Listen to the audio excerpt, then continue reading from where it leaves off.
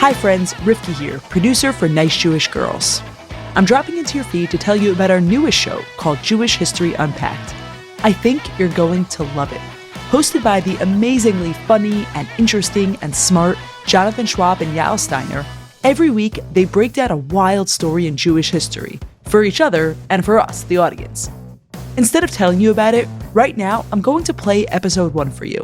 If you love it, which I really think you will, subscribe to Jewish History Unpacked in the same app you're listening to this show on. So here's episode 1. Let us know what you think. So it's going to be like a little bit of a Clark Kent, Superman distinction. And I just want to clarify that in no way am I comparing Josephus to Superman. Because Superman doesn't hold a candle. He never went to Rome.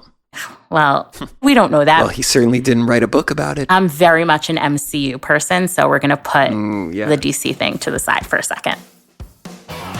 Welcome to Jewish History Unpacked, where we'll do exactly what it sounds like. Unpack awesome stories in Jewish history. I'm Yael Steiner, and my childhood dream was to stay in school forever. I'm Jonathan Schwab, and I am in school forever. And we are two non-professional history fans who are not embarrassed to be massive nerds, in particular history nerds. Yeah, and in even more particular, Jewish history nerds. And on this show, we're super pumped to unravel some pretty major events in Jewish history. Spoiler alert, there's a lot to learn, and some of it is pretty bonkers. And here's what that means practically for this podcast. Each week, Schwab and I will take turns researching the heck out of a crazy story from the last 4,000 plus years of Jewish history, and then we will kind of teach them to each other. And these stories are freaking insane. We're talking about the real story of Hanukkah, Napoleon's attempt to revive a 2,000-year-old Jewish court in the 1800s, but I'm personally psyched for today's topic. So with that, let's dive in. Yael, this week you'll be teaching me. Listeners, I'm with you, excited, but also not quite sure what to expect here. So what do we have for today's discussion? To get us started, I thought we'd talk about this really interesting, possibly purposefully bungled suicide pact that essentially launched what we know of today as secular Jewish history. And the historian, who many consider to be the first and probably only rock star of Jewish history, Josephus Flavius. And I did check, it is Flavius, not Flavius, in case some of you were wondering. And as I began reading about Josephus, I just want to preface this by saying that I was getting super Tom Hanks in the Da Vinci Code vibes. I think he's kind of the person that historians look to when they want to think about themselves as being cool. He made history cool. Tom Hanks definitely made it very cool in the Da Vinci Code. We're totally dating ourselves and aging ourselves right now. Yes. So Schwab, you're a well-educated guy. I hope so. Tell me about Josephus. What do you know about this guy? From what I know of Josephus, comes up in a lot of Jewish history classes. I want to say the story of Masada is from Josephus. Fascinating. It's really interesting that you mentioned that because we're not going to talk about the story of Masada today, but the story that I'm going to tell is very similar. Anything else?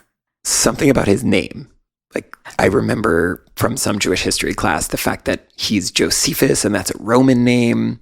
Yes. Something about that. So to take a step back, this man that we've both been referring to as Josephus was actually born a Jew. He also died a Jew. But when he was born a Jew, his name was Yosef ben Matityahu, Joseph the son of Matthias or Mattathias. And he was born in Jerusalem in approximately 37 of the Common Era. And the Jerusalem that he was born into, not unlike today, was highly sectarian. And there were really a lot of different groups who didn't like each other and didn't really want much to do with each other. This was the time of the Pharisees and the Sadducees and the Essenes. I don't know if any of these names mean anything to you. But so Jerusalem was in quarters, but they were just different quarters than they are now. Yes, exactly. The Pharisees and the Sadducees were more urbanites. They stuck around what we know today to be modern Jerusalem. The Essenes were a little crunchier, a little more granola. They spent a lot of time out in the desert communing with nature. They were very ascetic. They gave away a lot of their worldly possessions.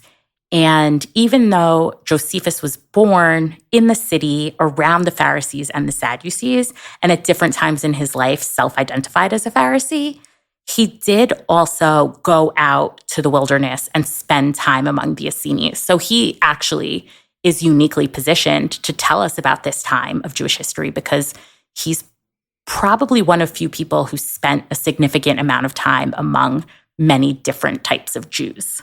So he wasn't as siloed as most people of his era. And interesting. He even traveled to Rome. So he was like really sophisticated for his era. He was well-traveled. He was well-read. According to his own account, he was somewhat of a prodigy. So you can take that with a grain of salt if you want.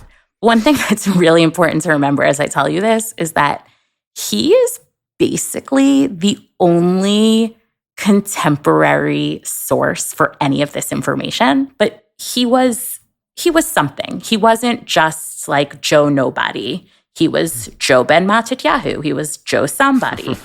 Yeah. I'm starting to see a little bit of that vibe of Tom Hanks in the Da Vinci Code, of somebody who just knew a lot of different things and what just was involved in a lot more than the average person of his day. Yeah, and like any minute now, some secret society is going to come and like make himself some kind of riddle.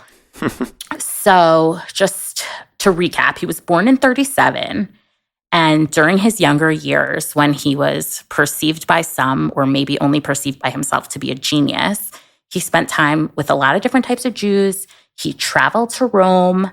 And all of this was happening, like his formative years were a little bit after the Hanukkah story took place and were at the tail end of what we call the Hasmonean dynasty. In the year 66, when Josephus was about to embark on his 30s, a great revolt broke out in the land of Judea, which is the geographical term that we'll use to refer to what is the modern-day state of Israel. And he was apparently, in addition to being really book smart, also apparently like super military smart and like really like G.I. Josephus. But this is all still according to him. Yes. So while historians agree that most of what we get from Josephus is true, now using modern archaeology and other sources that have been found since then, we really are taking every story about Josephus from the mouth of Josephus. Mm-hmm. So just something to keep in mind as, I continue to tell you what an amazing military strategist he was. Well, if you're the one whose books survive, then you're probably going to be painted in a pretty good light. That is a very good point. And actually, a lot of people say that the reason why Josephus's writings survived was because they were the most useful and they had the most utility. So presumably other people who were there found them useful and then passed them along to subsequent generations. So he did write about things other than himself. Yes. He wrote 4 relatively famous books. One is a survey history of the Jews, starting with Adam and Eve.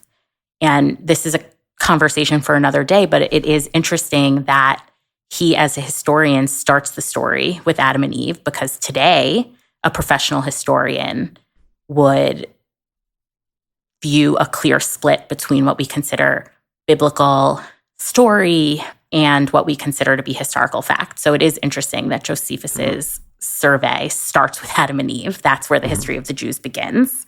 And if he's writing about himself, then he sees himself sort of as part of that story too, right? Like there's no disconnect for him between the Bible and history, and he's part of that grand story. That's fascinating because I didn't think about that. So again, consulting Josephus as the source of this information, in the year 66, a Jewish revolt breaks out against the Romans in the land of Judea. There are a bunch of proposed causes for this war. A lot of it maybe just was pressure bubbling over from all the strife among the different Jewish sects. And, everybody felt a little bit like they were constantly at risk of, being labeled the worst group of Jews by the Romans. So that created a lot of tension. There's religion, one of the most common causes of war. Yeah. Yes. Religion, but not Rome, inflicting war on the Jews. It was the Jews kind of inflicting war on each other and then getting so mad at each other that the entire region just kind of blew up. Mm-hmm. And then there is also a lot of conjecture that certain things were happening with the Romans' presence in the land, including, the imposition of incredibly high taxes because... tax is the other major cause of war. They threw a little tea into the Galilee, I hear. Mm-hmm. There's also this story of the Greeks sacrificing some birds outside of a synagogue in Caesarea and the Romans failing to intervene and chastise the Greeks. Well, that's historically, the third major cause of war is bird sacrificing.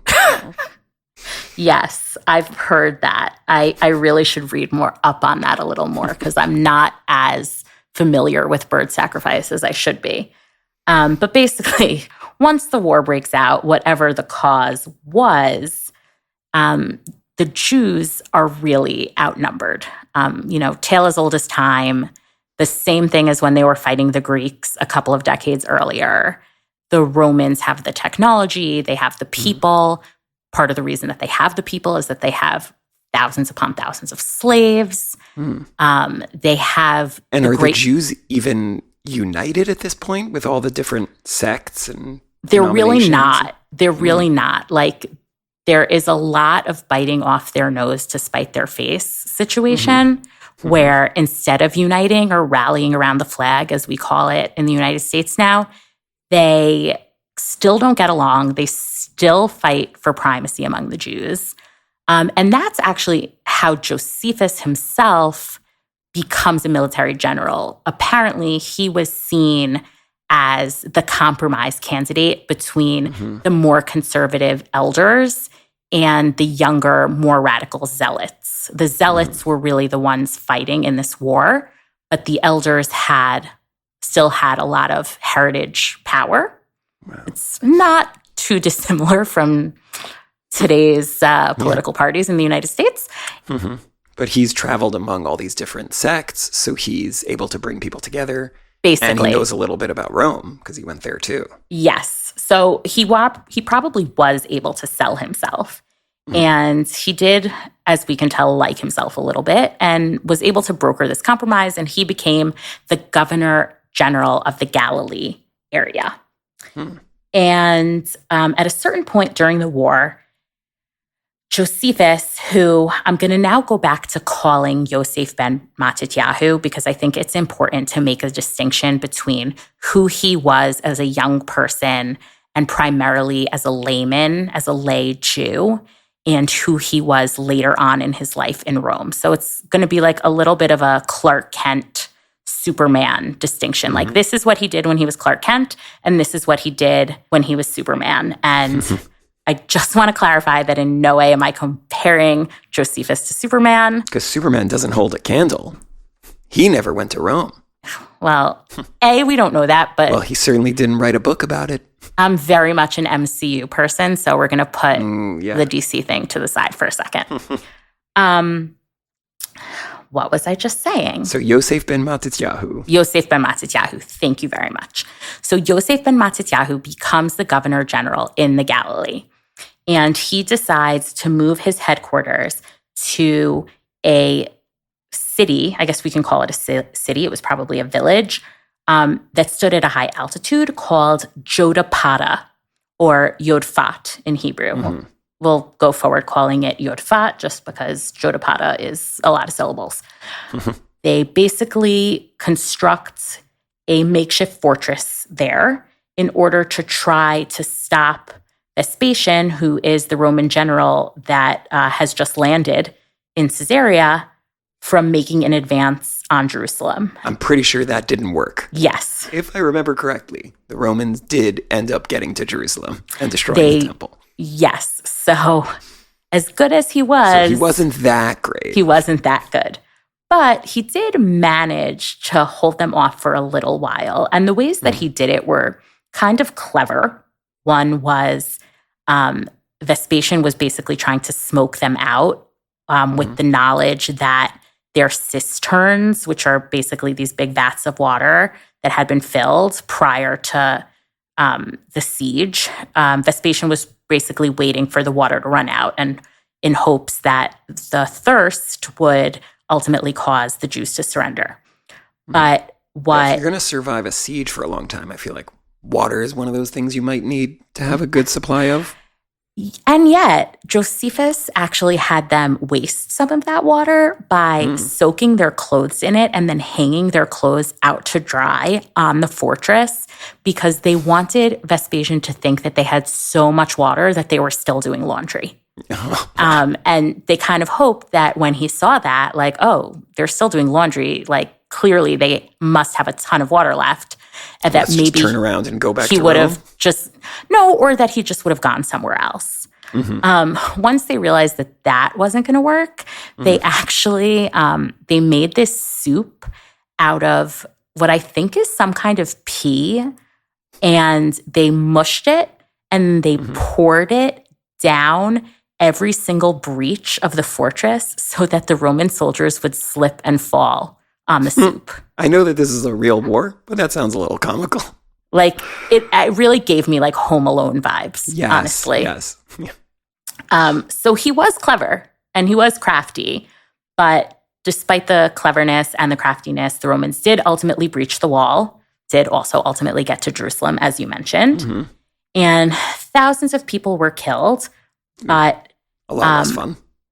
Yes. Through what he later calls divine intervention, Yosef ben Matityahu finds himself in a cave hiding from the Romans with 40 or 50 other people.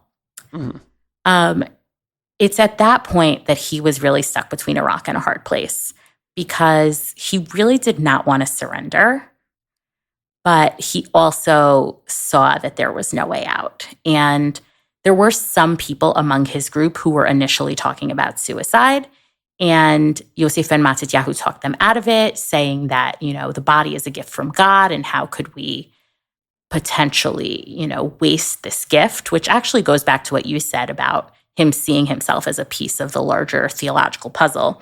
But ultimately, as time went on and one of the women in the group actually tried to sneak out and got caught, and they knew that their position had been compromised, he suggests that if they are going to commit suicide, they do it through a process of drawing lots.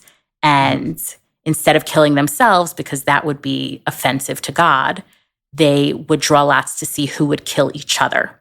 Wow. And they did this, and you might say miraculously, you might say suspiciously, you might say auspiciously, Josephus found himself to be one of the final two people left after the entire group had killed itself.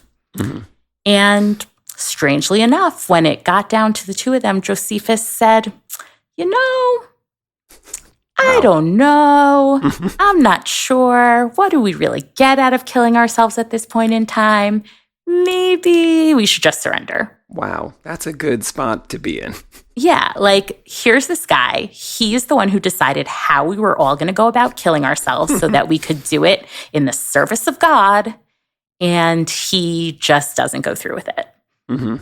So this is one of those things. But maybe all 50 of them would have done that, and whoever survived would have written a book about it. So, you know, it just happens to be that it was him.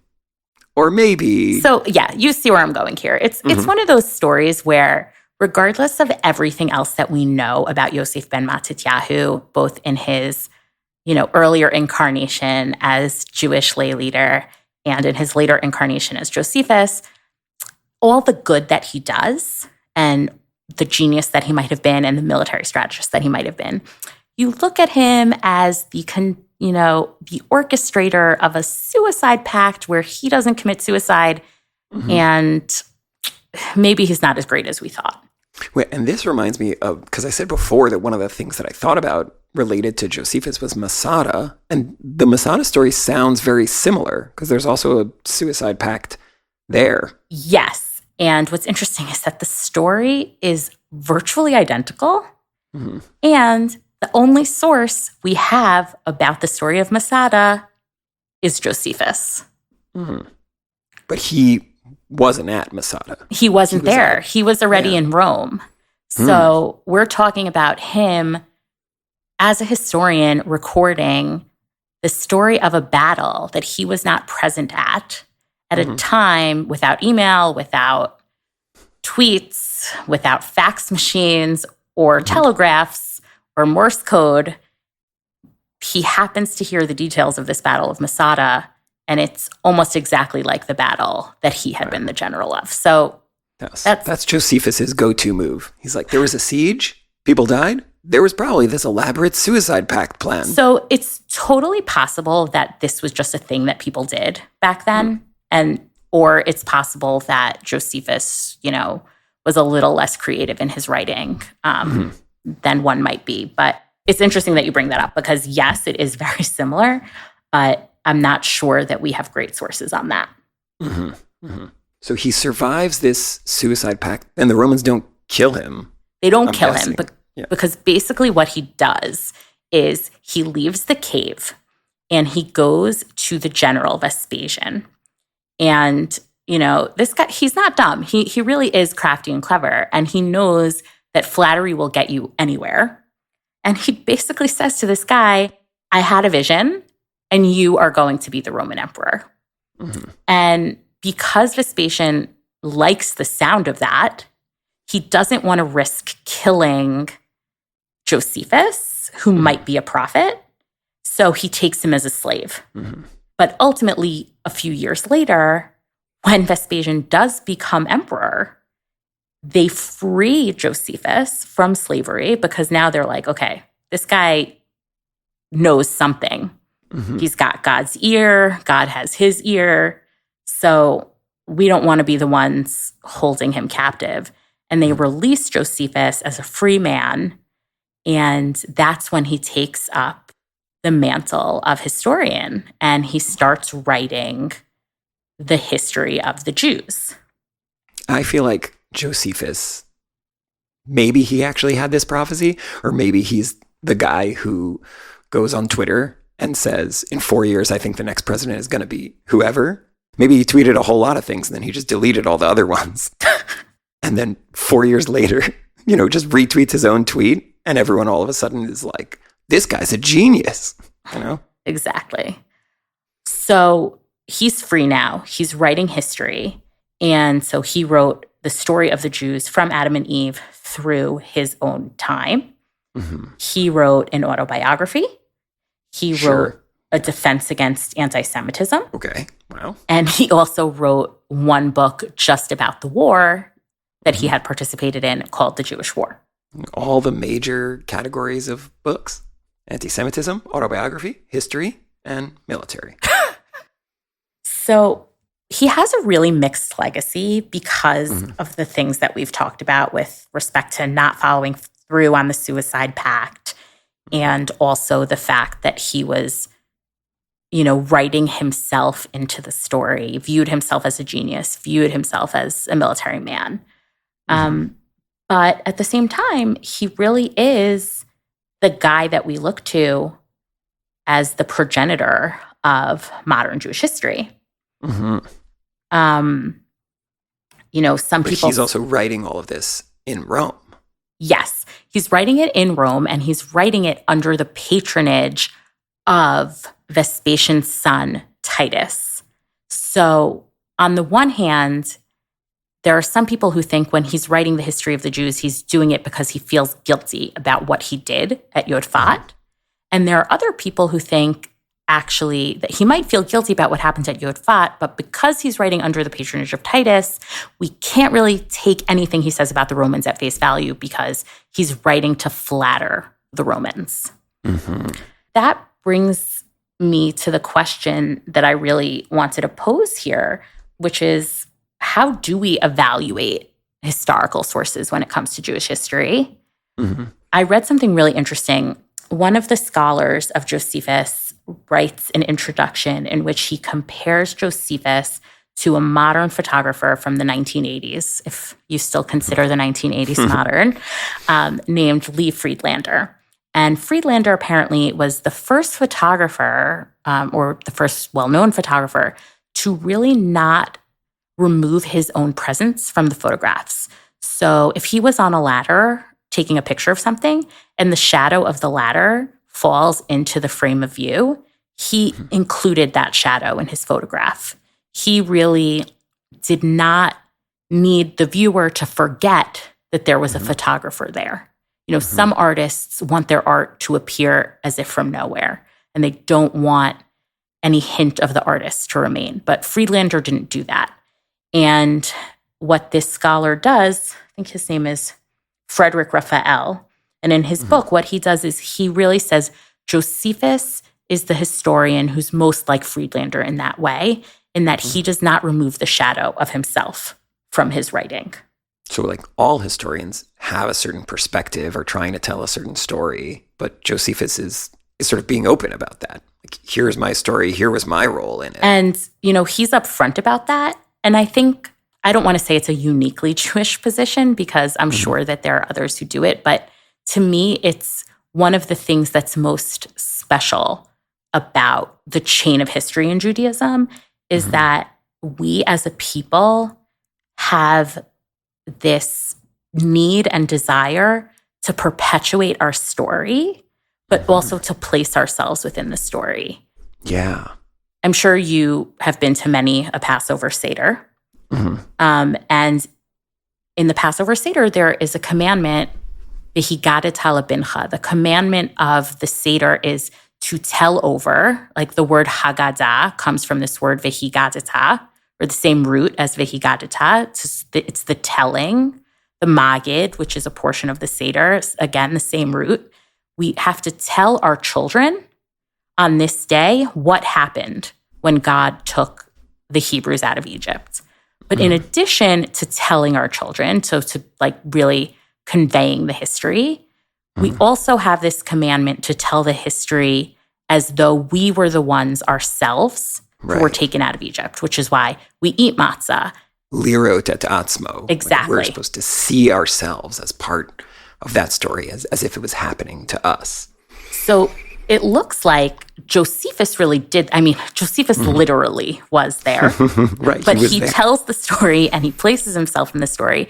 And I think that regardless of how crafty or clever he may have been, and I do take your point that he may legitimately have thought he was, a line of prophets, in a line of prophets, and he maybe did feel divinely connected to Adam and Eve. So no matter how crafty or clever he might have been, I think he really is a very good role model for us as we embark on this journey together of talking about our place in Jewish history and, whether or not we as non-historians have a place in the conversation about Jewish history. Because we certainly have a place in the Jewish present. We're here. And, as we move forward in our lives into the Jewish future, like how do we synthesize what's important to us from the past into the present to make sure that we eventually see a Jewish future? I know I sound like a fundraising ad for the Jewish Federation. And that's why you should donate, to your local Jewish Federation. But thinking about that question about the Jewish future, for Josephus, was that even what he was trying to do when he was writing in Rome after the defeat of the Jews and the destruction of the temple? He probably wasn't imagining you and me sitting around talking about his work, but was he imagining, future Jews reading his works, or he was telling the history of a people that he imagined were, on the brink of extinction? That's a good question. I don't know the answer there, but one thing I do know is that there were many, many Jews in Rome at the time that Josephus was writing. When the temple was destroyed in 70, that led to, and just the Great Revolt in general, both of those things led to a major exile from the geographic locations that we've been talking about. And a lot of Jews went to Rome because Rome was where it was all happening. The same way a lot of immigrants came to New York in the 1800s and early 1900s because that was, where it was at. The center of the world. Yeah. That was Rome. Like that was where philosophy and literature and technology, they built aqueducts, they built battering rams. Jews lived in Rome for about 2,000 years, which is longer than Jews have lived anywhere other than in the land of Judea. So he definitely did have a Jewish audience for his writing. I don't know if he catered to them. Yeah. And again, that goes back to the question of what his motivations were. But there certainly were people around who were Jews who definitely had access to this work. Wow. And his are just, for so many things, his is the only writings that we have from that era. And like the only account of this war is Josephus's, it sounds like. Yeah, I mean, it's the only contemporaneous account. So anything else that we have was heard secondhand. And so I think for us now, as we're thinking about what the two of us want to talk about, what we want to share about Jewish history, we're also talking about these things based on secondhand sources. When it comes to very modern Jewish history, we have some firsthand sources, but that's also unique. In a way, the two of us, being the elderly geriatric millennials that we are, have grown up with the opportunity of hearing about, major events in Jewish history firsthand. I am a grandchild of Holocaust survivors, and I've met dozens upon dozens of Holocaust survivors in my life and have had the opportunity to hear their stories firsthand. But in the next 10 years, maybe less, that opportunity is going to disappear for the next generation of Jews. Yeah, that's something that I think about a lot because my children, who are still young, are going to grow up in a world, I think, where they're not going to hear survivor testimony of the Holocaust all the time, the way that I grew up hearing it, not just in my family, but in school all the time. And for them, it's going to be history in a way that it wasn't for us growing up. Like it was something else. It was testimony. It felt more tangible and personal and real. Right. And I think at a certain point in time, I mean, many, many, many years in the future, it may seem as remote to them as the Great Revolt seems to us now. Wow. Yeah. And when I think about my responsibility, and this is a responsibility I take upon myself, but my responsibility as a young Jewish person, I want to ensure that Jewish history, or the Jewish history that I've seen firsthand or had the opportunity to speak with witnesses to, that gets transmitted to the next generation in a way that is certain and a way that feels alive and in a way that they don't become these obscure stories that the two of us are now talking about as, hey, you might not have heard there was this huge war in which thousands of Jews were killed, and there's this cool story about a suicide pact, so we're going to talk about it. Like, I would feel as though I failed in my mission to keep our heritage alive. Right. There's something that feels very Jewish about saying we're part of history. We need to record things. We need to keep them for posterity. And there's something interesting also about Josephus that it didn't happen to him, that he's really, I was an active participant in it and I was a general at this time and here were all my great strategies. And he's not just saying, here's everything that has happened to Jews or happened to me, but like, here's a way that I was in the world and was present. And he's also not passive and he's not weak.